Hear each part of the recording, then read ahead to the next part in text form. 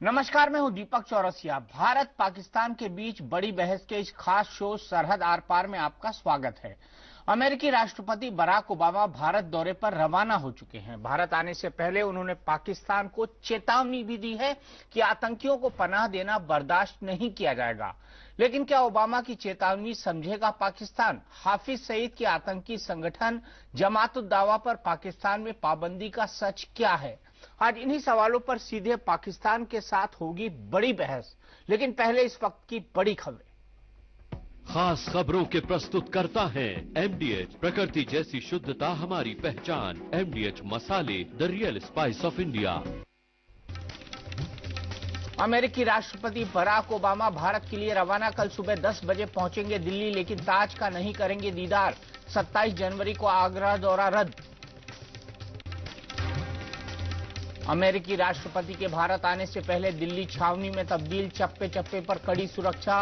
Obama के hotel के आसपास 300 कमांडो तैनात, 15,000 सीसीटीवी कैमरों से निगरानी। ओबामा के दौरे से ठीक पहले सीमा पर बड़ी साजिश का खुलासा। 22 जनवरी की रात लश्कर आतंकियों ने की थी घुसपैठ की कोशिश। सूत्रों से खबर, हमले के दिन आईएसआई का फिदायीन दस्ता तैयार। खुलकर सामने आया दिल्ली कांग्रेस का झगड़ा। इंडिया न्यूज से बातचीत में शीला दीक्षित ने साधा माखन पर निशाना, कहा हार की डर से दिल्ली से नहीं लड़े चुनाव। हार के डर से वो नहीं उतरे अरविंद केजरीवाल के खिलाफ? हो सकता है। दिल्ली में अब ऑटो पोस्टर पॉलिटिक्स। आम आदमी पार्टी ने किरण बेदी को कहा अवसरवादी, जनता से पूछा ईमानदार केजरीवाल चाहिए या मौका परस्त बेदी। और बाबा रामदेव का पद्म सम्मान लेने से इनकार, गृहमंत्री को चिट्ठी लिखकर कहा सन्यासी हूं, पुरस्कार की हसरत नहीं।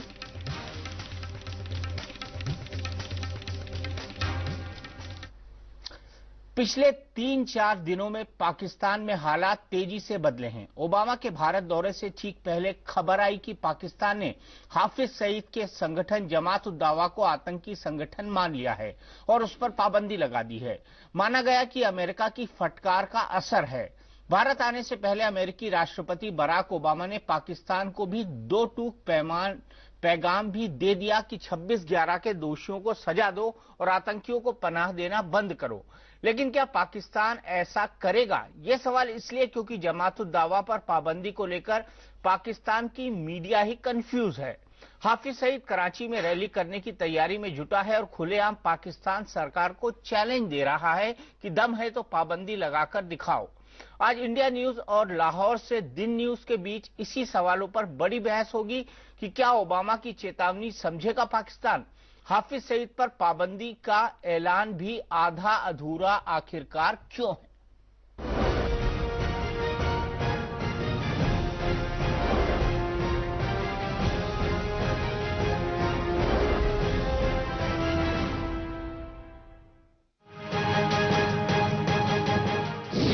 अमेरिकी राष्ट्रपति बराक ओबामा भारत दौरे पर रवाना हुए तो भारत के लिए नई उम्मीद और पाकिस्तान के लिए नई चेतावनी ने भी उनके साथ साथ उड़ान भरी।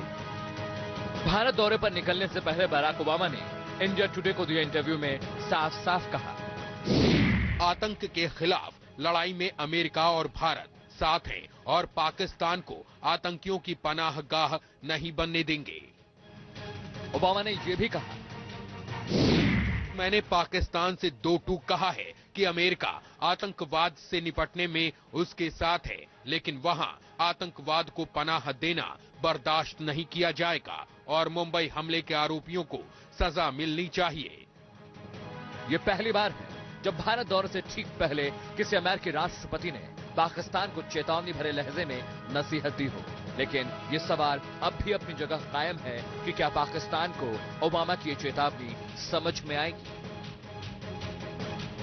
आतंक के खिलाफ जंग में पाकिस्तान की नीयत पर सबसे बड़ा सवाल भारत और अमेरिका की मोस्ट वांटेड लिस्ट में शामिल हाफिज सईद ही है।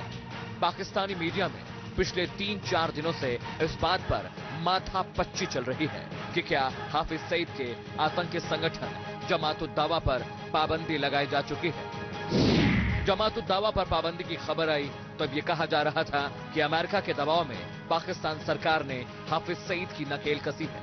इस पर पाकिस्तानी विदेश मंत्रालय की प्रवक्ता तस्नीम असलम ने सफाई दी कि जमात उद दावा पर पाबंदी यूनाइटेड नेशंस की रिपोर्ट पर आधारित है। इसमें अमेरिका का या किसी और देश का कोई दबाव नहीं है। दिलचस्प बात यह है कि पाकिस्तान सरकार की ओर से अब तक जमात उद दावा पर पाबंदी लगाने का कोई नोटिफिकेशन जारी नहीं हुआ है।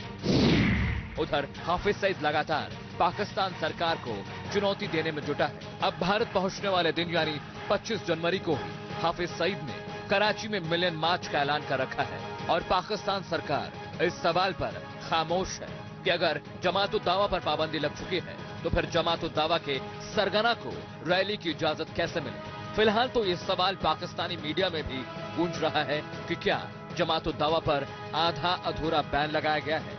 अगर वाकई पाकिस्तान आतंक के खिलाफ नेशनल एक्शन प्लान के तहत जमात उद दावा पर पाबंदी लगा चुका है तो फिर नवाज शरीफ सरकार खुलकर इसका ऐलान करने से क्यों हिचक रही है। Bureau report, India news.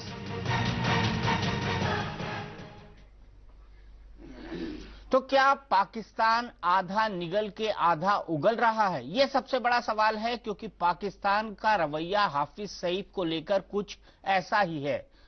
विदेश मंत्रालय पाकिस्तान पर हाफिज सईद की पाबंदी लगाने को लेकर बयान देता है, लेकिन उसकी ही इंटीरियर अफेयर मिनिस्ट्री चुप रहती है और हाफिज सईद को कराची में रैली करने को इजाजत भी मिल जाती है, रैली करने को कहा जाता है। आखिर ये सब पाकिस्तान में क्यों चल रहा है, कहां चल रहा है, किसकी शह पर चल रहा है, इसी पर बातचीत करने के लिए सीधे चलते हैं लाहौर में दिन न्यूज के स्टूडियो से हमारे साथ जुड़ गए हैं हमारे सहयोगी एंकर मोहम्मद अजीम साहब, आपको आदाब। स्टूडियो से हमारे साथ जुड़ गए हैं हमारे सहयोगी एंकर मोहम्मद अजीम साहब, आपको आदाब। जी बहुत शुक्रिया दीपक चौरसिया। ये बताइएगा कि आज जिस मुद्दे पर आप बात करना चाहते हैं उस पर बात करने के लिए आपके साथ पैनलिस्ट कौन कौन मौजूद हैं, उनका जरा तारुफ करवाइएगा। जी बिल्कुल तारुफ कराऊंगा और पहला सवाल भी दागूंगा आप पर। मेरे साथ हैं मेरी सहयोगी और हमारी एग्जीक्यूटिव एडिटर शीतल राजपूत, जो कि भारत पाकिस्तान के संबंधों को एक दशक से ज्यादा से कवर कर रही हैं। हमारे साथ है शिव शंकर मुखर्जी, जो कि एक्स एम्बेसडर हैं, नोएडा स्टूडियो में हमारे साथ मौजूद हैं। हमारे साथ है major general retired Brajesh Kumar, जो कि डिफेंस एक्सपर्ट हैं, और हमारे साथ है प्रफुल्ल बख्शी जी, जो कि एक डिफेंस एक्सपर्ट है। लेकिन मेरा पहला सवाल मोहम्मद अजीम साहब सीधे आपसे है, क्या हाफिज सईद पर पाबंदी लगाई है पाकिस्तान ने?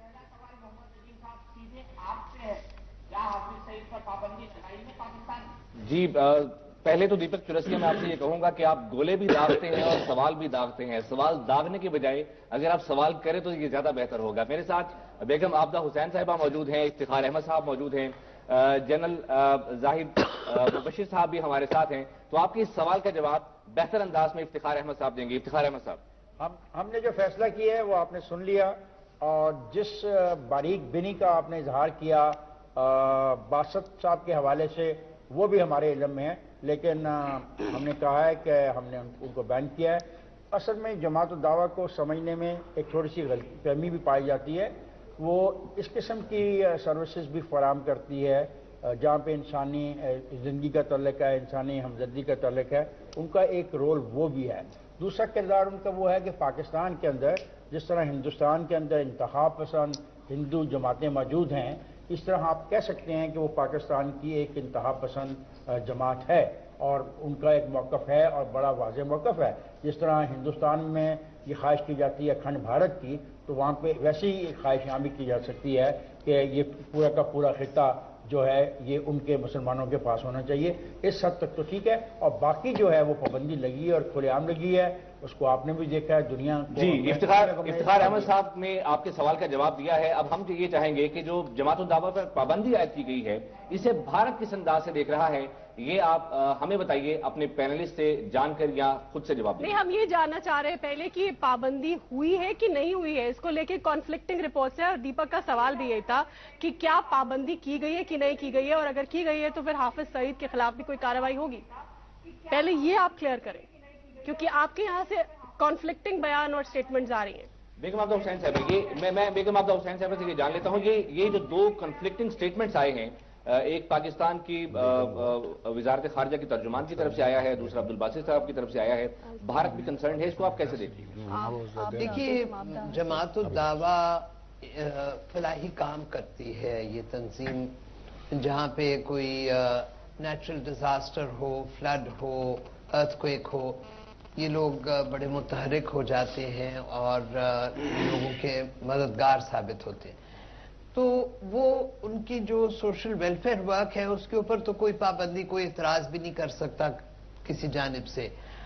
जो अगर कोई उनका कोई इस किस्म का काम है जो कि हमारे खुशगवार हमसाये के साथ ताल्लुकात बनाने में आड़े आता है, या कोई इस किस्म का काम है जो कि हमारे अंदरून हालात में मुखिल होता है, तो उसके ऊपर बिल्कुल पाबंदी आयद कर दी गई। जी शीतल, दीपक चौरसिया, जवाब बहुत वाज़ेह है और सूरत हाल भी यही है। अब आप इसको कैसे देखते हैं?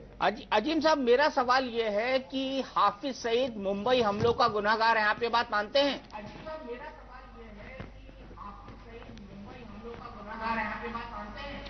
दीपक चौरसिया, इसको तो साबित करना पड़ेगा, ये अभी तक नहीं, सबूत दिए जा चुके हैं पाकिस्तान को। अमेरिकी राष्ट्रपति भी मानते हैं, अमेरिकी राष्ट्रपति जी ने भी अपने बयान में कहा है, और मैं उनको कोट करता हूं, उन्होंने कहा है कि आतंक के खिलाफ लड़ाई में अमेरिका और भारत साथ हैं और पाकिस्तान को आतंकियों की पनाहगाह नहीं बनने देंगे। यानी कि बराक ओबामा भी ये मानते हैं कि आप आतंकियों को शेल्टर देते हैं, और फॉर्मर एम्बेसडर ने माना कि हमारे खुरासानी और मुल्ला फजलुल्लाह की बात कर रहे थे कि यहाँ पर जो भारत की जानिब से सपोर्टेड दहशतगर्द हैं उनकी पनाहगाह पाकिस्तान को नहीं बनने दिया जाएगा, और हमारा भी इरादा नहीं है। अगर हमने अमेरिका का ही सहारा लेना है तो आइए मैं भी अमेरिका का सहारा लेते हुए एक लॉ की तरफ आप मुझे बात करने देंगे? अगर आपने अमेरिका का सहारा लिया ना ओबामा का स्टेटमेंट हाफिज सईद के हवाले से, तो मुझे भी अमेरिका का सहारा लेना पड़ेगा। United states of America sphere violation of the religious freedom का लॉ 1998, आपके मौजूदा वजीर आजम पर पाबंदी, वाहिद शख्स दुनिया का जिस पे उस कानून का इतलाक हुआ। जी दीपक, और उन्हीं वजीर आजम के लिए रेड कार्पेट रोल की, उन्हीं वजीर आजम के लिए रेड कार्पेट रोल की, उन्हीं के इनविटेशन पे पहली बार कोई अमेरिकन प्रेसिडेंट भारत में रिपब्लिक डे में, भारत का जो रिपब्लिक है उसको उसको ऑनर करते हुए उसके सम्मान में यहाँ पे आ रहा है, और दूसरी बार आ रहा है। तो ये भी एक सच्चाई और फैक्ट है। आप वो बात याद कर रहे हैं तो ये भी देख लीजिए ना। इफ्तिकार साहब, पुराने आप एग्जाम्पल लेकर आते हैं। शीतल, डेडवुड हो गए इफ्तिकार साहब, इफ्तिकार साहब ये सब डेडवुड हो गए। ओहो शीतल, बात ये क्या बात कर रहे हो भाई? डेडवुड हो गए सब। क्या हो गया? डेडवुड हो गए, डेडवुड कोई चीज नहीं होती। बात सुनो, मेरी बात सुनो मिस्टर, देखो ऐसे शौक करने से कोई फायदा नहीं। तारीख में कोई चीज डेडवुड नहीं है। आज जिस हाफत आप भी बोलते हैं माजी को भूल जाओ, माजी को भूल जाओ, करगिल कराने के बाद ट्रीटमेंट आप दो, सो तारीख को तारीख रहने दो। तो मैं भी तो ये कह रहा हूं, मुमकिन है इसी हाफिज सईद को कल आप रेड कार्पेट ट्रीटमेंट दें, जैसे आप ओबामा को दे रहे हैं। उस ओबामा को जिसने severe violation of the religious freedom law of 1998 के तहत आपके प्राइम मिनिस्टर को वीजा तक नहीं दिया था। अभी उसको बुला रहे हैं नरेंद्र मोदी को। अमेरिका की तारीख मोदी हो रहा था, मैं गया था अमेरिका, फिर उसे दहशतगर्द चांदनी चौक बन गया था व्हाइट हाउस हमारा, उसे दुश्मन भी कहता है। व्हाइट हाउस को चांदनी चौक बना दिया था इफ्तिकार साहब। ये जो जमातुल दावा पर पाकिस्तान में पाबंदी लगी है, इसको आप कैसे देखते हैं? इस पर बात कीजिए। नहीं, हम मानते हैं कि जमातुल दावा की जो पाबंदी है, जमातुल दावा की पाबंदी है, वो देर आयत वाला काम है। हम तो ये चाहते हैं कि कराची की रैली भी उनकी निरस्त हो जाए। हम ये चाहते हैं कि हाफिज सईद को आप लोग जेल में डालें, और चूंकि वो मुंबई हमले का गुनाहगार है इसलिए तुरंत उसको भारत के सुपुर्द कर दिया जाए।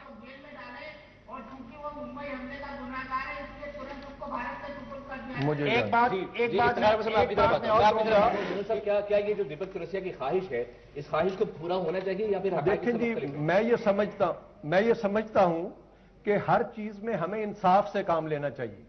ना तो ओबामा पाकिस्तान के किसी इंडिविजुअल के बारे में फैसला कर सकते हैं कि वो मुजरम है, और ना चौरसिया साहब कर सकते हैं। इसको तो कोर्ट ऑफ लॉ में साबित करना पड़ेगा कि कौन मुजरिम है। आप मुलजिम तो किसी को कह सकते हैं, मुजरिम नहीं कह सकते। और दूसरी बात यह है कि पिछले कोई 10 प्रोग्राम्स में मैं देखता रहा कि हमारे हमसाया मुल्क भारत की तरफ से सब लोगों ने जिन्होंने भी इस प्रोग्राम में नुमाइंदगी की, हाफिज सईद और जमातुद दावा, उसको सबसे ज्यादा डिस्कस किया गया। आज जब उस पर पाबंदी लगा दी गई है तो उस पर भी आपको एतराज है, जब पाबंदी नहीं लगी थी तो आप फिर भी बहुत शोर कर रहे थे। तो मैं समझता हूं हमें हर चीज में कीड़े नहीं निकालने चाहिए। अगर एक बुनियाद पड़ी है, आप समझते हैं आपके पॉइंट ऑफ व्यू से अच्छी चीज की बुनियाद पड़ी है, तो हमें इसे आगे लेकर जाना चाहिए। हमें इस केस को एक कोर्ट ऑफ लॉ में ले जाना चाहिए। अगर कोर्ट ऑफ लॉ उसके खिलाफ फैसला कर दे तो बिल्कुल ठीक है, वो मुजरम करार पाएगा। लेकिन अगर हम अपने तौर पर ही फैसले करते रहेंगे और हम किसी दूसरे तीसरे मुल्क की स्टेटमेंट को बुनियाद बनाकर ये कह देंगे कि ये फलां शख्स मुजरम है और इसको जेल में डाल दो, इसको हमारे हवाले कर दो, तो ऐसा नहीं हो सकेगा। यानी आप ये कह रहे हैं, मेरा सवाल मोहम्मद अजीम, मेरा सवाल इफ्तिखार साहब से है कि आप ये कह रहे हैं कि प्रेसिडेंट ओबामा जो है वो जो कह रहे हैं वो बस यूं ही खामखा कह रहे हैं, मतलब ये आपका कहने का मतलब है कि प्रेसिडेंट ओबामा का स्टेटमेंट जो है वो मायने नहीं रखता है, जो उन्होंने आज बोला है, ये आप कह रहे हैं? आपके मुल्क में आके जॉन कैरी कहते हैं वो मायने रखता है, लेकिन प्रेसिडेंट ओबामा ने अगर कुछ कहा है तो वो मायने नहीं रखता है, ये आप कह रहे हैं? सवाल आ गया आपका सवाल आ गया, मैं जवाब दे लेता हूं, वक्त हमारे पास कम है। इफ्तिखार अहमद साहब प्लीज। बिल्कुल, ओबामा ने जो कहा वो आपके लिए भी अहमियत रखता है और मेरे लिए भी, और मेरा ओपनिंग स्टेटमेंट यही था कि हाफिज सईद के हवाले से जो पाबंदी लगी है वो दुरुस्त है, और जो बासत ने बयान दिया है, आपने जो तनकीदी निगाह से उसको देखा, हम उस पर भी गौर करते हैं। फिर आपने ओबामा को इस्तेमाल किया कि उन्होंने हाफिज सईद को डिक्लेयर कर दिया है कि वो बहुत बड़े दहशतगर्द हैं। तो मुझे मजबूरन एक बात कहनी पड़ी, अगर मैं ओबामा की बात पर यकीन करूं तो ये वही ओबामा हुकूमत है जिसने severe violation of the religious freedom के हवाले से आपके प्राइम मिनिस्टर को कभी वीजा नहीं दिया। मैं सिर्फ कोट कर रहा था। सो मुझे या तो जो आपके प्राइम मिनिस्टर को वीजा न देने की वजह है तो फिर हम वो भी तस्लीम कर लें कि he is one of the person जिसपे severe violation of religious freedom की वायलेशन का इल्जाम है, ये भी फिर हकीकत है ना। तो अगर ये हकीकत है तो ओबामा का वो बयान भी हकीकत है। तो बयानों पे ना रहें, हम अमली तौर पे करें। देखिए लखवी के मामले में आपने हमें अप्रिशिएट नहीं किया, कितने अफसोस की बात है कि हम लखवी के ऊपर एक ट्रायल हो रहा है, हमारा जस्टिस सिस्टम काम कर रहा है, उस पर आपने हमारे से कोई बात नहीं की। नहीं, हमने फिर एक ऐसा मुद्दा हल तलब है। मुमकिन है जिस तरह आज हेड ऑफ स्टेटमेंट, आपकी बात हम समझ रहे हैं, ठीक है जी। इफ्तिखार साहब, अब हम कुछ आगे बढ़ते हैं। शीतल, मैं शिवशंकर मुखर्जी से ये जानना चाहता हूं कि पाकिस्तान और भारत के ताल्लुकात में हम अमेरिका का असर इस कदर क्यों कबूल कर रहे हैं? अमेरिकी सदर अपने कदम अभी भारत में रखते भी नहीं हैं कि भारतीय वजीर खारिजा बयान करते हैं कि पाकिस्तान और दीगर पड़ोसी ममालिक के साथ हम ताल्लुकात बेहतर चाहते हैं। इससे पहले सेक्रेटरी खारिजा सतह के मुज़ाकरात आपने ही मुस्तरद किए। ये अमेरिका का असर भारत ने ज्यादा क्यों ले लिया है? नहीं, हमने नहीं लिया। शिवशंकर मुखर्जी साहब, आपसे सवाल है, आप जवाब दीजिए। जी, आप जो कह रहे हैं आइडियल तो यही है, मैं मानता हूं आपकी बात। आइडियल यही है कि पाकिस्तान और भारत आपस में बायलैटरली बात करें और बायलैटरली अपने मुद्दों को सॉल्व करें। इससे अच्छा कुछ नहीं हो सकता, और ये शिमला एग्रीमेंट का बेसिस यही है, bilateral solution of all problems. Lahore declaration का बेसिस यही है, जो दोनों देशों ने हाईएस्ट लेवल पे साइन किया है। इसमें कोई कंट्रोवर्सी नहीं है। अमेरिका की बात कर रहे हैं आप, ये भी एक रियलिटी है, इसको इग्नोर नहीं कर सकते। अमेरिका पाकिस्तान के आर्म्ड फोर्सेस को $30 बिलियन दे चुकी है अपने नेशनल इंटरेस्ट के लिए। मैं ये नहीं कहता हूं कि चैरिटी के लिए या किसी और कारण के लिए, अपने नेशनल इंटरेस्ट में अमेरिका का इन्फ्लुएंस है आपके देश में। तो रियलिटी यही है कि हम जो प्रोटेस्ट करते हैं, पाकिस्तान जो आतंकवाद फैलाता है हमारे देश में, तो अमेरिका भी उसको देखती है, क्योंकि टेररिज्म आज एक इंटरनेशनल फिनोमिनन हो गया है। मैकडॉनल्ड्स की तरह फ्रेंचाइज है जिसका सोर्स है हमारी तरफ से पाकिस्तान हमारे लिए। तो ये रियलिटी है कि अमेरिका जो भी टेररिज्म का नंबर 1 टारगेट है, वो पाकिस्तान को ये बातें बोलेगी। है आपके मुल्क में ये तो ग्लोबल, मैं एक सेंटेंस और बस जिससे पूरी दुनिया को खतरा है। पाकिस्तान तो बिल्कुल खतरा है, लेकिन पाकिस्तान उसका सोर्स है। यही तो सरहद है, न मजहब है। यही मैसेज है पाकिस्तान को कि आप, नेल्सन मंडेला ने कहा था in his book, last sentence था, we want a South Africa at peace with itself and the world. Pakistan अब एक नेशन बन गया है at war with itself and the world. Why? Because of terrorism. one final sentence before I close, and that will be my only argument. I want to address this. मैं बेगम आबिदा हुसैन से as a senior Pakistani, as a senior diplomat, जो दुनिया के सबसे powerful capital में आपकी ambassador थी और मैं उसका विटनेस था वॉशिंगटन में, जो आपके देश को रिप्रेजेंट कर चुके हैं with great distinction, which I have witnessed, मैं उनसे क्या एड्रेस करना चाहता हूं कि हमारी बात तो मानेंगे नहीं आपके पैनलिस्ट, आपकी बात शायद मान लें। आप जब सफीरा थी वहां पे, I know how much difficulty you had to go through. शायद आपके देश लोग, आपके पैनलिस्ट नहीं जानते हों कि पाकिस्तान को रिप्रेजेंट करना in the state department, in the media, in the Pakistani community, in the business world कितना मुश्किल काम था। 24 घंटे का नहीं, दिन में 48 घंटे आपको हेडेक्स होते रहे होंगे, क्योंकि जो टेररिज्म का जो अम्ब्रेला लग गया था पाकिस्तान में, कितना आपको काम करना पड़ा था उसको काउंटरैक्ट करने के लिए। ये आप अपने पैनलिस्ट को समझा दिए तो वो समझ जाएंगे कि जो इमेज है जो पाकिस्तान का, वो रियलिटी है। आपके एम्बेसडर्स जो हैं, आपके सक्सेसफुल एम्बेसडर्स जो हैं, उनको दिन रात उसका झगड़ा करना पड़ा था।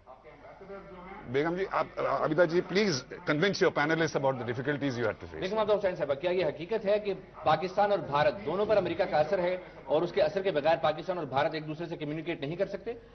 देखिए, हाल में जो व्हाइट हाउस की स्पोक्स पर्सन है जैन साकी, उसने कहा है कि सदर बराक ओबामा अपने दौरा हिंदुस्तान के दौरान मुख्तलिफ इश्यूज एड्रेस करेंगे, इंक्लूडिंग रीजनल इश्यूज, और जो आउटस्टैंडिंग डिस्प्यूट है हिंदुस्तान पाकिस्तान के माबैन कश्मीर का, उसके ऊपर भी तस्करा होगा।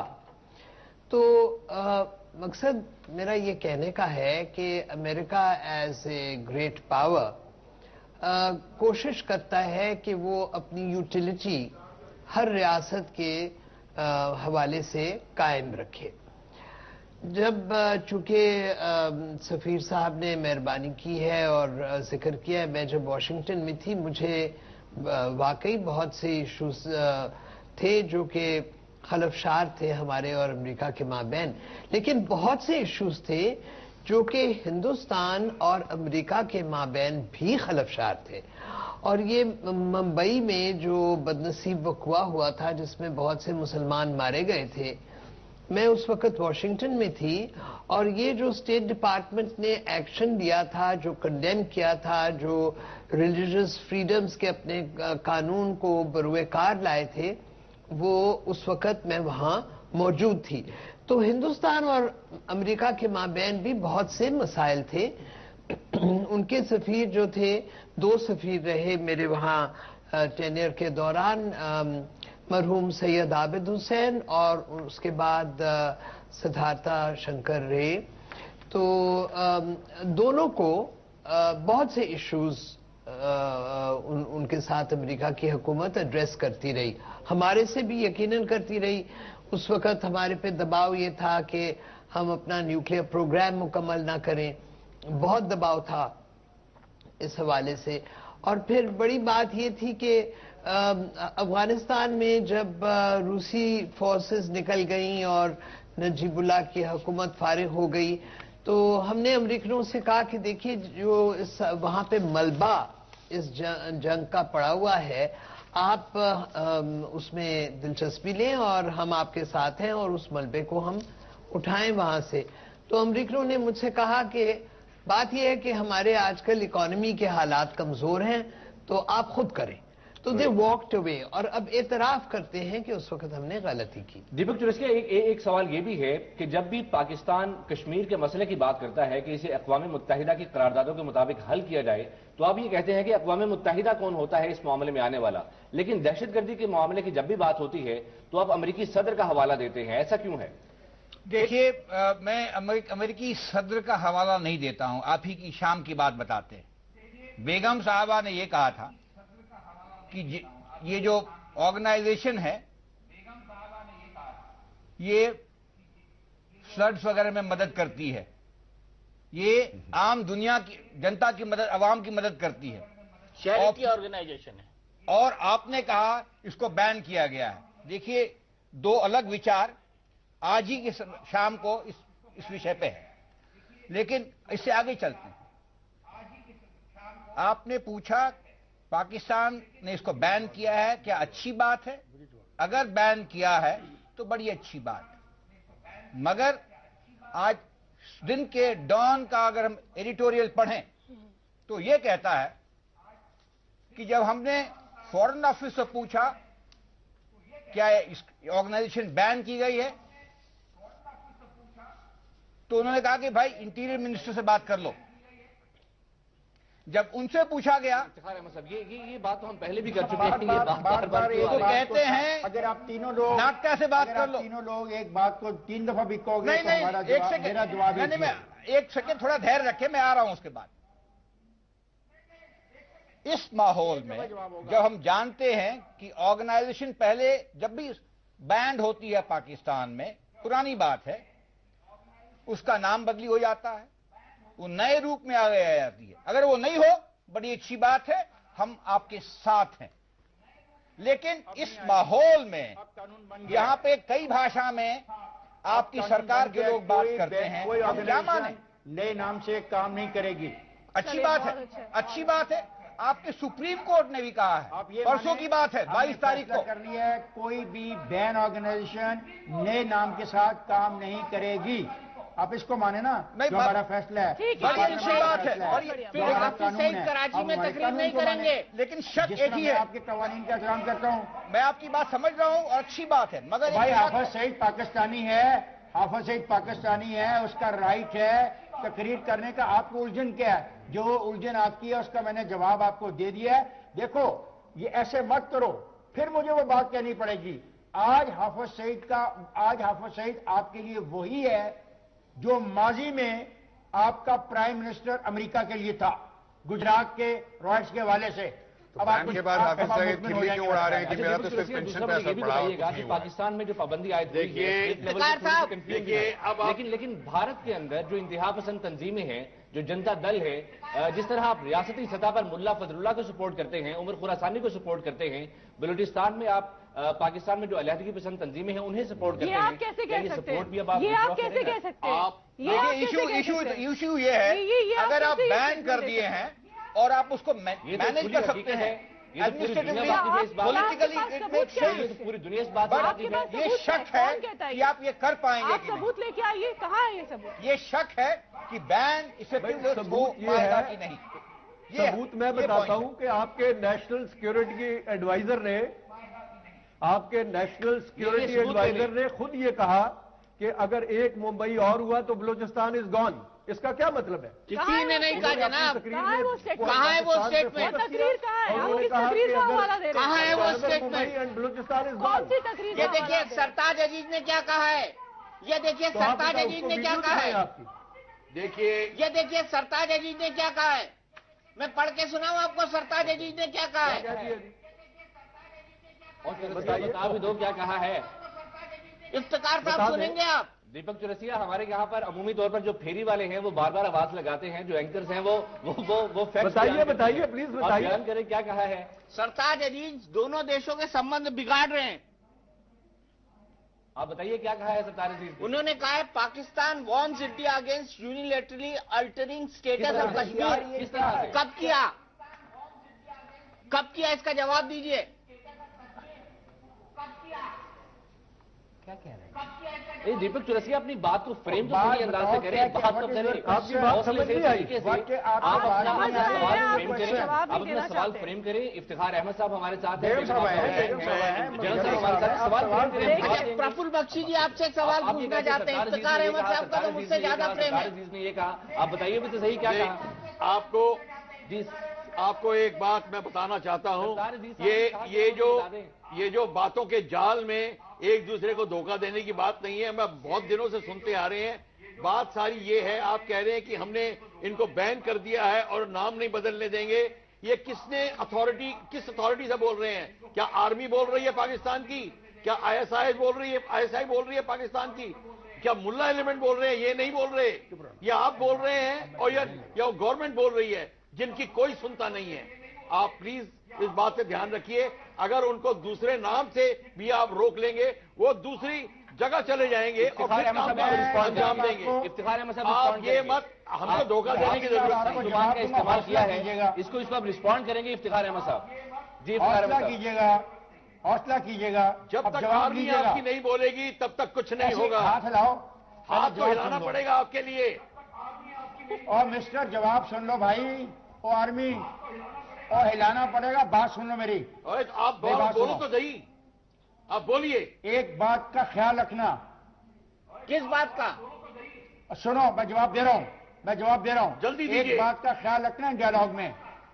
हमारे अंदरूनी मामलात में गुफ्तगू करने से परहेज करो। आप हमारे अंदरूनी हालात में जो गुफ्तगू करते हैं, दो सॉवरन ममालिक के दरमियान वायलेशन करते हुए टीवी प्रोग्राम में बैठ के। इफ्तिखार साहब, देखिए प्रफुल्ल साहब, I have a statement. Iftikhar साहब, सरताज अजीज के बयान की बात की थी दीपक ने, मैं वो आपको एक बार पढ़ के बताना चाहूंगी, फिर एज अ जर्नलिस्ट मैं आपका रिएक्शन चाहूंगी। आपने कहा कि हमें आपके अंदरूनी मामलात में इंटरफेयर नहीं करना चाहिए, लेकिन आपके नेशनल सिक्योरिटी एडवाइजर क्या कर रहे हैं? Please as a journalist unbiased opinion मुझे दीजिए, आप एक पत्रकार हैं। सरताज अजीज कहते हैं, जो रिपोर्ट इस्लामाबाद से आप ही के अखबार ने छापी है, the prime minister's adviser on Wednesday said the efforts by India towards unilaterally altering the status of Kashmir would further compound an already complicated situation. आप कश्मीर के मसले में आपके नेशनल सिक्योरिटी एडवाइजर हमें कैसे ये ताकीद कर सकते हैं? Okay, Nothing wrong with that. Nothing wrong with that. Consultation कर लीजिए। ओके जी इफ्तिखार अहमद साहब, अगर आप इजाजत दें तो बेगम आपदा हुसैन साहब जब जवाब देते हैं डिप्लोमेटिकली गलत है। बेगम आपदा हुसैन साहब से हम जान लेते हैं। नहीं करने दोगे आप कंसल्टेशन? हम तमाम इतने पढ़े लिखे हैं, इस जायलाना सवाल का जवाब दे सकते हैं। लफ्ज इस्तेमाल हुआ कंपाउंड। शीतल, लफ्ज पढ़ना जरा दोबारा। कंपाउंड के आगे अगला लफ्ज क्या है? इंडिया टुवर्ड्स, अगला लफ्ज पढ़ना। India towards unilaterally altering. Bharat Kashmir का स्टेटस यूनिलैटरली कैसे ऑल्टर कर रहा है? वो तो हमारा हिस्सा है। हम अगर वहाँ इलेक्शन कराते हैं, हम अगर वहाँ पे क्रॉस बॉर्डर वायलेशन का प्रोटेस्ट करते हैं, तो आप उसको यूनिलैटरली ऑल्टरिंग कहते हैं?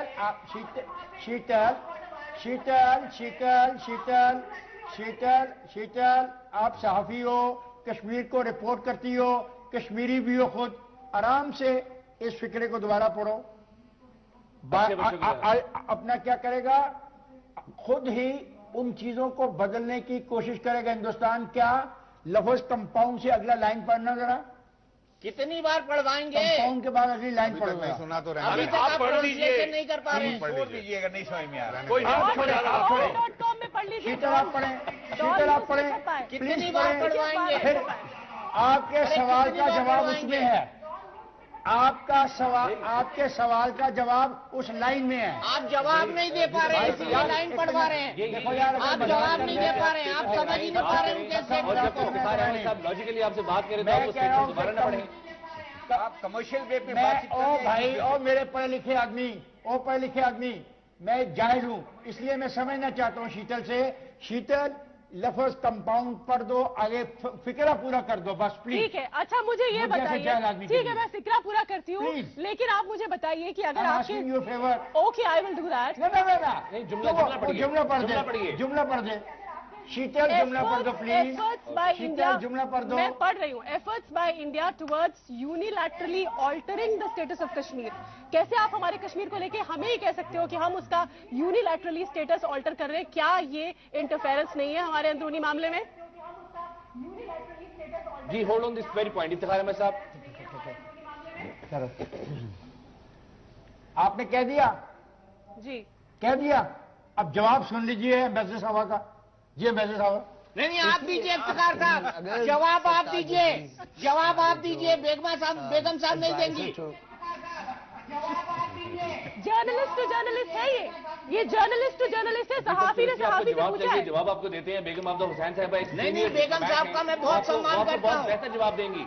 नहीं, बेगम बहुत बेहतर जवाब देंगे। चैलेंज इफ्तिखार साहब ने लिया था, चैलेंज इफ्तिखार साहब ने लिया था। आपको इफ्तिखार अहमद साहब का जवाब जो है वो समझ में नहीं आता है। नहीं, बेगम साहिबा से पूरा जवाब देंगे। बात करते हैं आपको समझ में नहीं आती है। आपको देता हूँ। हमारी कोशिश ये है कि बेगम आपदा हुसैन इफ्तिखार साहब ही देंगे जवाब।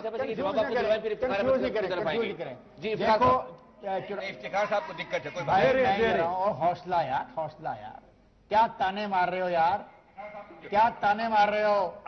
और शीतल मेरी कुलीग इसलिए कि शी इज अ जर्नलिस्ट, वो करती है रिपोर्टिंग कश्मीर से, खुद भी कश्मीरी है, और जब आदमी कश्मीरी होता है तो उसके फिर एक मोहब्बत पैदा हो जाती है अपनी। अब मुझे बात करने दोगे, और मुझे बात करने दोगे नहीं करने दोगे।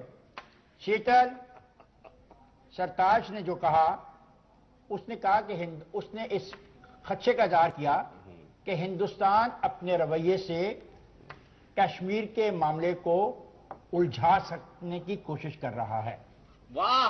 तो ये नहीं इल्जाम दिया आप पर कि आप कोई ऐसी हरकत कर रहे हो उलझा देने की। एक बात तो शीतल, अब मान लो आपसे हमारा जो डायलॉग चल रहा है कि कश्मीर का मुद्दा, जी क्या कश्मीर का मुद्दा है, ओबामा ने भी कह दिया। आज आपके जो एक पार्टिसिपेंट है, I am grateful to him, उन्होंने भी तस्लीम किया कि शिमला मुआहदा में ये मुद्दा है, तो उस मुद्दे पर बात होगी। सरताज ने खदशे का इजहार किया है। बेगम आबदा हुसैन साहब, आप किस तरह से रिस्पॉन्ड करेंगी ये जो बार बार क्रिटिसाइज किया जा रहा है शीतल की तरफ से, दीपक चौरसिया की तरफ से, तो सरताज साहब के स्टेटमेंट को लेकर? ये अनरीजनेबल क्रिटिसिज्म है, क्योंकि अगर हमारे एडवाइजर फॉरेन अफेयर्स ने ये कहा है कि India must not make any unilateral effort to change the status of Kashmir. This will not be acceptable. I think this is a very reasonable statement. ये तो मेरा ख्याल है कि कोई इंडियन भी नहीं चाहेगा कि हिंदुस्तान यूनिलैटरली एक इलाके का। दीपक चौरसिया, अब हम चाहेंगे कि आपके जितने भी पैनलिस्ट हैं वो इस स्टेटमेंट को एनालाइज करें और ये बताएं what is unreasonable in that. मैंने अभी बेगम साहिबा की लफ्ज सुने और आप भी जो कह रहे हैं सुना। मैं बताता हूं क्या अनरीजनेबल है हमारी तरफ से, आप चाहे माने चाहे ना पाने। It is not only unreasonable, it is impossible for India for agreeing to any interference as far as India is concern, because India का पॉलिसी है, stated in parliament in a resolution and a fact that the world recognizes कि Jammu and Kashmir is an the whole of Jammu and Kashmir is an integral part of India. That is the basis of our negotiating position. आप कह रहे हैं जो reasonable आप कह रहे हैं, हम वो कहते हैं वो मीनिंगलेस है। इसीलिए मैं I don't want to discuss the statement of Sartaj Aziz, क्योंकि इससे बहुत बहुत ज्यादा इंटरफेयरिंग स्टेटमेंट्स पाकिस्तान की तरफ से हर दूसरे रोज आते हैं। So this statement by itself is meaningless, और जो सालों से पाकिस्तान में जो बयानात आते रहते हैं वो भी हमारे लिए मीनिंगलेस है। लेकिन बात, क्योंकि इट इज अ सब्जेक्ट जो कंपोजिट डायलॉग में सब्जेक्ट था, India has always been willing, हम हमेशा तैयार रहे हैं डिस्कस करने के लिए बायलैटरली। अभी जो माहौल है उसमें हमने साफ कर दिया है, and this is the reasonable thing from the Indian side कि बातचीत तभी होगी जब आप इंडिया को आतंकवाद एक्सपोर्ट करना बंद करेंगे। आतंकवाद एक तरफ बंदूक लेके हमारे लोगों को मारने की कोशिश करेंगे, इनोसेंट लोगों को, और साथ साथ कहेंगे कि डायलॉग चाहिए, वो नहीं होगा। देखिए मैं बिल्कुल नहीं होगा, ये आप समझ लें। हाँ पूछ ले, आप सवाल पूछ ले, मुझे भी एक सवाल पूछना है इफ्तिखार साहब से। देखिए आपने फिर मुखर्जी आप माशाल्लाह बड़े सीनियर डिप्लोमेट हैं, आपने दो चीजों को मिक्सअप कर दिया। मैं ये नहीं कह रहा सही आपने कहा मैं ये कह रहा हूं ये हमारी पोजीशन है कि हमें ये एक्सेप्टेबल नहीं है कि कोई कहे कि कश्मीर डिस्प्यूटेड टेरिटरी नहीं, ये आपकी पोजीशन है। लेकिन आप ये देखिए कि शिमला एग्रीमेंट क्या हुआ। शिमला एग्रीमेंट का मकसद क्या है? वो मकसद ये था कि ये दोनों ममालिक आपस में बाहमी एतमाद से इसके बारे में कोई फैसला करें। अगर कोई एक इन दोनों में से एक मुल्क यूनिलैटरल एक्शन लेना चाहता है तो वो शिमला एग्रीमेंट की रोशनी में क्या गलत नहीं होगा? तो मैं तो समझता हूँ मशवरे से इसके बारे में बात। यूनिलैटरल एक्शन आप कह रहे हैं? इट इज आप यूनिलैटरल एक्शन पहले मुझे बताइए, डिफाइन करेंगे आप क्या कहना चाह रहे हैं? वायलेशन का कहां से जिक्र आ गया?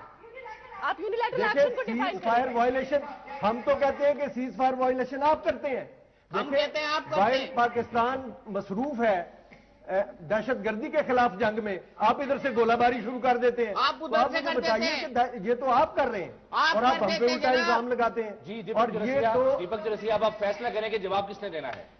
सवाल मैं पूछना चाहता हूं आपसे। जी दीपक चौरसिया, फैसला करें, जनरल साहब की बात का जवाब किसने देना है? नहीं, मैं तो ये कह रहा हूँ कि सीज फायर वायलेशन आपकी तरफ से होता है। जवाब तो दे दो वारिस सवाल का। सीज फायर वायलेशन आपकी तरफ से होता है इफ्तिकार साहब, हमारी तरफ से नहीं। तो कैरी आगे चले, आगे चले, हमारी तरफ से होता है। चले आगे चले, आगे चलिए। मैं सिर्फ इफ्तिकार साहब को एक बात कहना चाहता हूँ कि जम्मू और कश्मीर, कौन सा सवाल आ गया? कैरी लूगर में कहाँ से आ गया? क्यों? तभी तो आपको पैसे मिल रहे हैं, वही तो आपको डिक्लेयर कर रहा है कि आप आतंकवाद नहीं कर रहे। वही तो कह रहा है कि आप टेररिज्म नहीं कर रहे, वो उसी के कारण तो आपको पैसे मिलने वाले थे। नहीं, दीपक चुरसिया ये हम मशरिक में जा रहे थे, भाई अगर मगरिब में क्यों चले गए? अगर टेररिज्म नहीं कर रहे तो आपको क्या प्रॉब्लम है? कहाँ ये आपकी सरदार अजीज की स्टेटमेंट, इसका बंधन क्या है? तो मतलब ये है कि आप कर रहे थे और अब आप करना बंद करने की कोशिश कर रहे हैं। भाई ये बता दें, शिमला एग्रीमेंट में हम क्या डिस्कस करेंगे? आप खुद ही देखिए। नहीं, हम तो आगरा और 2014 का चले, शुक्र है आपने मान लिया कि कोशिश कर रहे हैं। डिस्कस कर सकते मुझे हैं। सिर्फ ये बता दें कि व्हाट इज शिमला एग्रीमेंट को हम लगाम लगाएंगे और पाकिस्तान की धरती को आतंकवाद के लिए ब्रीड नहीं करने देंगे, वहाँ पे आतंकवाद की ब्रीडिंग नहीं करने देंगे हम, तो वो भी दीपक चुरसिया, ये तो फिर वही बात हुई कि ये सारे मामला डिस्कस हो जाएंगे। मेरा ख्याल है एक है कि आप चुप हो जाएंगे, बोलने दो, एक बोलने दो। अब 1 मिनट हमारे तो जवाब कोई नहीं दे प्लीज, एज ए प्रोटेस्ट कोई जवाब नहीं। जी दीपक चुरसिया, इफ्तिखार अहमद साहब एज ए प्रोटेस्ट कोई जवाब नहीं देना चाह रहे हैं क्योंकि आपका सवाल फ्रेम ही नहीं हो पा रहा है। आप मशरिक की बात करते हैं, इंडिया मिसाइल की बात करते हैं, साथ ही हम माल्टे की बात कर देते हैं। मुझे पता है जेल जा चुके हैं इफ्तिखार साहब, लेकिन ये एक टीवी शो है। अच्छा, इफ्तिकार साहब जेल भी जा चुके हैं? हाँ, ये एक्टिविज्म नहीं है, जर्नलिज्म है। चलिए आप धरना दे दीजिए इफ्तिकार साहब, टेलीविजन स्टूडियो में धरना। भाई सिर्फ हमारे यहाँ 49 दिन के चीफ मिनिस्टर थे। आपकी सब ख्वाहिशें पूरी करेंगे। माय डियर, मैं भी आपका इंटरव्यू और सुनो, मैं भी आपका एक इंटरव्यू देख रहा था, आप एक खातून का इंटरव्यू कर रहे थे, बड़े तेज सवालात करने की कोशिश कर रहे थे। जर्नलिस्ट का काम है तैयारी करके आए और सवाल फ्रेम करे। आप जर्नलिस्ट हो, आप हमसे सवाल पूछो, हम जवाब देंगे। ये आप कभी कभार गोभी से टमाटर, टमाटर से टींडे, टींडे से प्याज, प्याज से आलू, आलू से ओबामा, ओबामा से लैंडिंग पे चले जाते हो, तुम कुछ समझ में नहीं आता कि हम क्या करें। चलो कम से कम सब्जी मंडी तो लगाता हूँ ना, हम हाजिर हैं। कम से कम सब्जी मंडी तो लगाता हूँ ना। शिमला एग्रीमेंट में हम क्या डिस्कस करना चाहते हैं? मैं कह रहा हूँ सब्जी मंडी तो लगाता हूँ ना कम से कम। ये है जबरदस्त। लेकिन अब ये बता दीजिए कि शिमला एग्रीमेंट के मुताबिक हम क्या चीज डिस्कस करेंगे? मैं तो आगरा समझौता जो फेल हो गया वो डिस्कस करना चाहता हूँ। मानते हो चारों के चारों इकट्ठे जवाब दे दो। मैं तो आगरा समझौता जो फेल हो गया वो डिस्कस करना चाहता हूँ। चलो आओ, आओ क्वेश्चन फ्रेम करो, क्वेश्चन फ्रेम करो। आगरा पे क्वेश्चन फ्रेम करो। बताइए सवाल कहीं गले में अटक गए? आगरा में आपके सवाल, आप तो बड़े अच्छे सवाल किया करते थे। नहीं, सवाल नहीं गले में अटक रहे। इफ्तिकार साहब जो हैं जिस तरह के आर्गुमेंट दे रहे हैं उस पर मुझे हंसी आ रही है। इस पर मैं बात करूंगा, कुछ टिंडे फेंकूंगा, कुछ गोभी फेंकूंगा, कुछ टमाटर फेंकूंगा, लेकिन इस ब्रेक के बाद।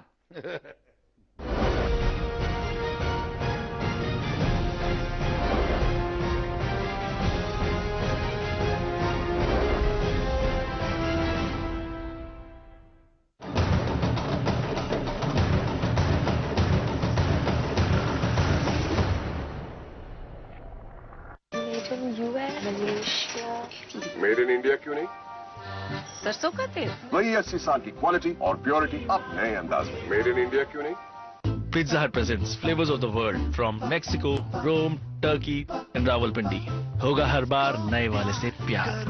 For delivery, order online. क्या आप मुश्किल दिनों के दर्द, अनियमितता, खून की कमी, थकान व कमजोरी से परेशान हैं? तो अपनाइए 90 वर्षों से नंबर 1 औषधि व टॉनिक हेम पुष्पा। हेम पुष्पा का खास फॉर्मूला उन कठिन दिनों की तकलीफों को जड़ से दूर करे और खून साफ कर रूप निखारे। मेरा भरोसा और पीढ़ियों का विश्वास सिर्फ हेम पुष्पा।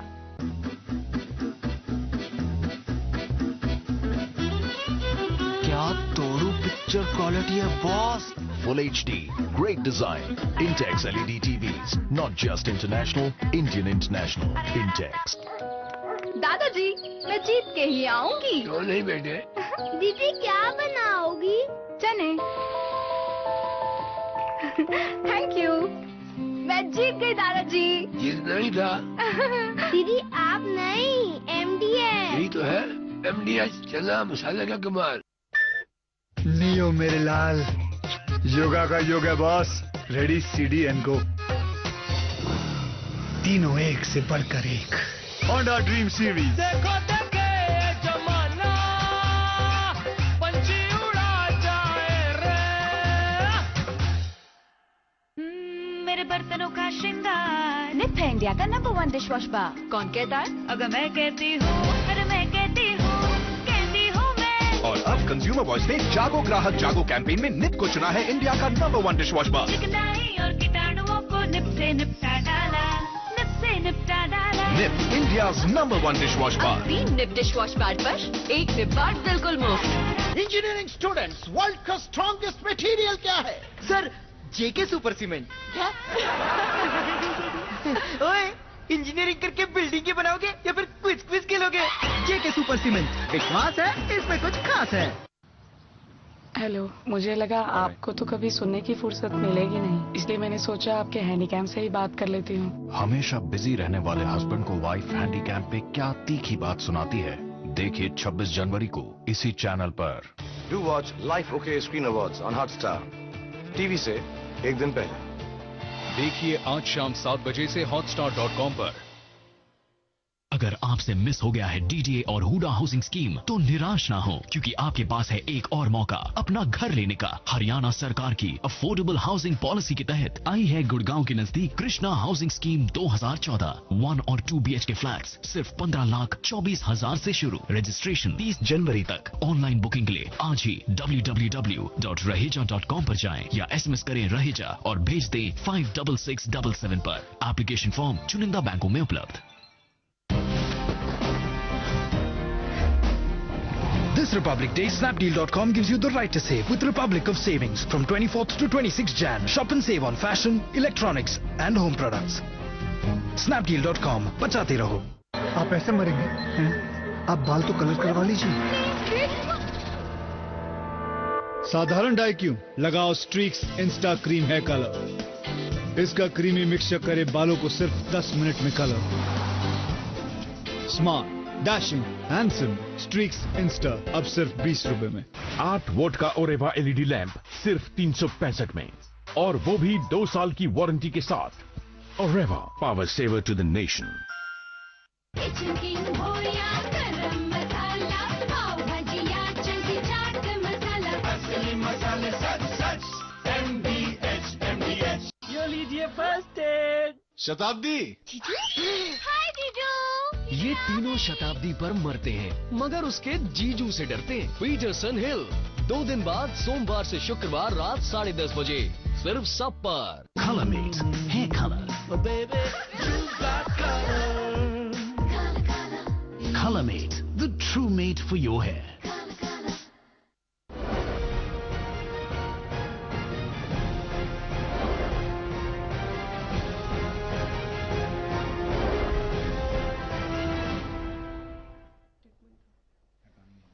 तो इफ्तिकार साहब बात कर रहे थे कि हमने सब्जी मंडी क्यों लगाई है, तो मैं उनको जवाब देना चाहता हूं कि 16 ट्रक सब्जियां इस बार भारत की तरफ से वाघा बॉर्डर से पाकिस्तान गई है और तब जाकर पाकिस्तान का पेट भरना शुरू हुआ है सब्जियों के लिहाज से।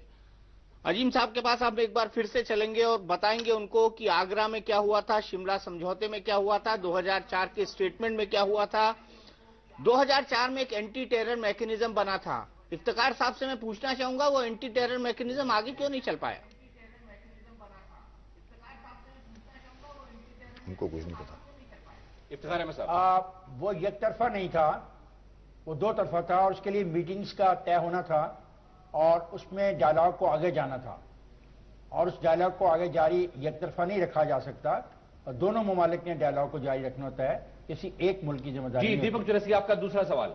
दूसरा सवाल मेरा यह है कि आगरा में परवेज मुशर्रफ ने जो आतंकवादी थे कश्मीरी उनको फ्रीडम फाइटर कहा था। इस तरह की लैंग्वेज एक फॉरेन लैंड में क्या मैच्योर डिप्लोमेसी के खिलाफ नहीं है?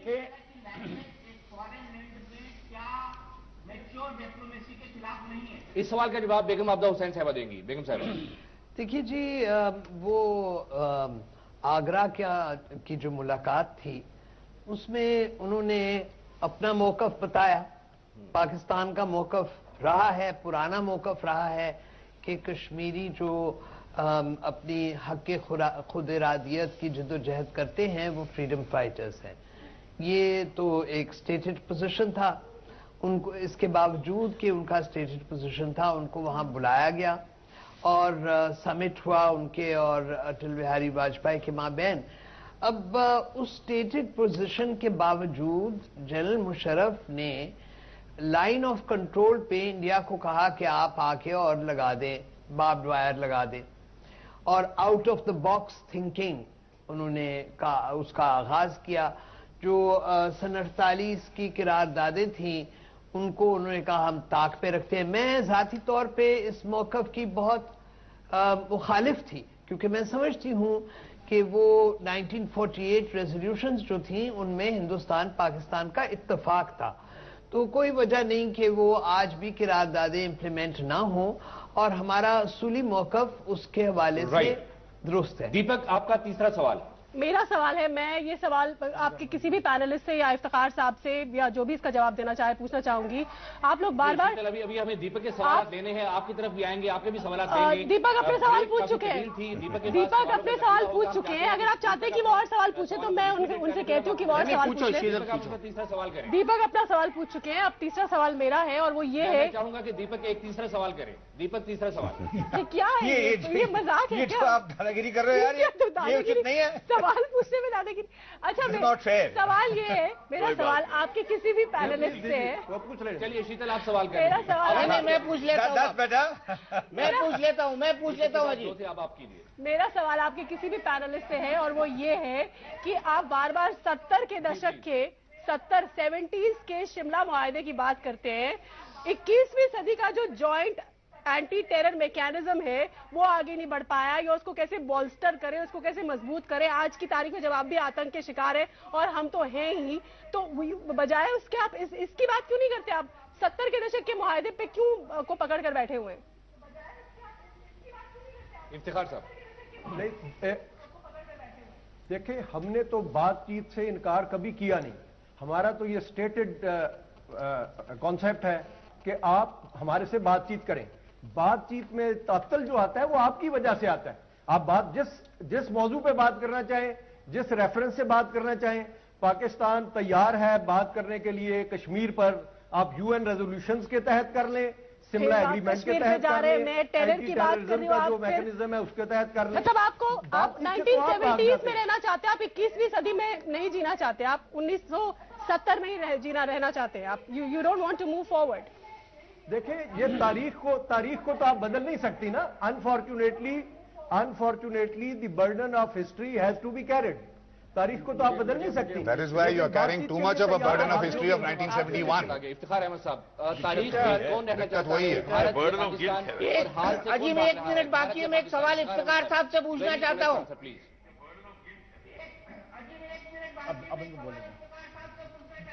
जी प्लीज। इफ्तिखार अहमद साहब बड़ा मुस्कुरा रहे हैं। जी दीपक, सवाल कीजिए। नहीं, आप बड़ा मुस्कुरा रहे हैं। तो सवाल में से नहीं आया, इसलिए मैं मुस्कुरा रहा हूँ। आपने मेरा दिल जीत लिया। मेरे पास सवाल नहीं पहुंचा तुम्हारा। आलू था, अंडा था, टमाटर था, प्याज था, भिंडी था। नहीं, ये अंडा है। कौन? ये अंडा है। अच्छा ये बताइए, अगर जमातुल दावा पर पाबंदी लग चुकी है तो उसकी वेबसाइट क्यों चल रही है और उस पर यह क्यों लिखा है कि हम पे बैन नहीं लगा है?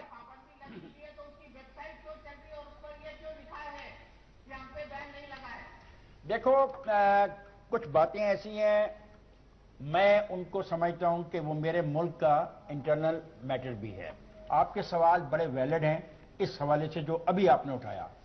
डेफिनेटली मैं ये सवाल अपने वजीर दाखिला से भी करूंगा और ये सवाल हमारी सिविल सोसाइटी में भी अहमियत अख्तियार करेगा।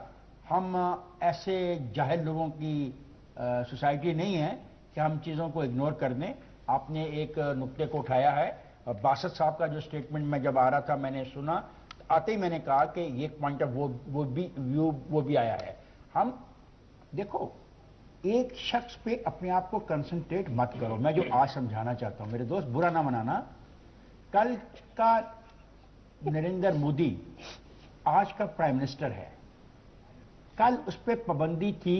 तो हाफिज सईद में भी प्राइम मिनिस्टर बनने के गुण हैं, आप ये कह रहे हैं? वो हाफिज सईद भी वजीर आजम बन सकता है पाकिस्तान का? प्लीज प्लीज यार देखो प्लीज, ऐसे नहीं चलेगा। सॉरी, कैसे चलेगा? सॉरी मुझे बात करने दोगे? क्या एग्जाम्पल दे रहे हो यार? डालोगे? अरे क्या एग्जाम्पल दे रहे हो? चुप नहीं बन रहा यार। कैसे चलेगा ना ये? और भाई अरे भाई ये एग्जाम्पल उचित नहीं है। This is not a fair one. Deepak Chaurasia, आप बात तो मुकम्मल तौर पर सुनिए। चुप रहे। चलिए इफ्तिकार साहब, आज का समय यही होता है खत्म। अगले हफ्ते फिर मुलाकात होगी सरहद आर पार में। फिलहाल के लिए इतना ही। हमारे सरहद पार से जुड़े हुए दोस्तों का बहुत बहुत शुक्रिया। तो ये था आज का सरहद आर पार, जहां पर हमने गर्मा गर्म बहस देखी। सब्जी मंडी का जिक्र हुआ, आलू प्याज का जिक्र हुआ। मुझे उम्मीद है आपको सबको रेट पता होंगे। अंडे का रेट पता नहीं हो तो मैं बता सकता हूं, लेकिन इंडिया न्यूज पर खबरों का सिलसिला जारी है। हम आपको ये भी जानकारी उसमें देते रहेंगे।